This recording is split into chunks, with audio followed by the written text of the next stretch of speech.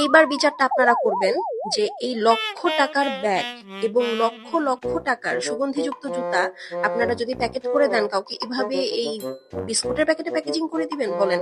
গ্লোরির মহিলাটা আমার সাথে আজকে কি করছে দেখেন।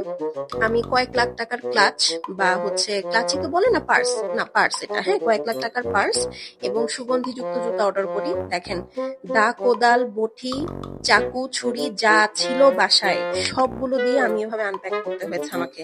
মানে আপনি জাস্ট আমাকে বলেন, কয়েক লাখ টাকার জিনিস অর্ডার করে যদি এত কষ্ট করে আমার আনপ্যাকিং করতে হয়, তাহলে কেমন হয় বলেন?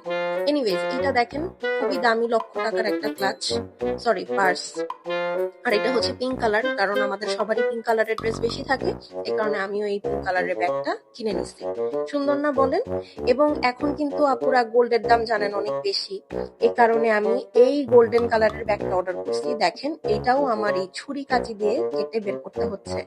এখন 1.5 লাখ টাকা গোল্ডের বড়ি, এটার মধ্যে তো গোল্ড আছে অবশ্যই, কারণ এটা তো কয়েক লাখ টাকা নিচ্ছে, তাই না? এখন এটা কাটতে গিয়ে যদি আমার 1 গ্রাম গোল্ড পড়ে যেত, এটার দায়ভার কি এই গ্লোরির আপাটা নিত?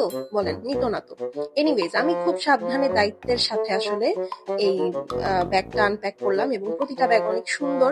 লাখ টাকার ব্যাগ সুন্দর তো হবেই, হ্যাঁ, প্রশ্নই আসে না সুন্দর হওয়ার। এরপরে আমি কয়েক লাখ টাকার জুতা কিনেছি, দেখেন, মানে এক একটা জুতা 20 লাখ টাকা করে, সুগন্ধিযুক্ত জুতা। তো আপনারা তো কেউ কিনতে পারবেন না কখনো, তাই আমার আনবক্সিংটা দেখেন, ভালো লাগবে দেখে।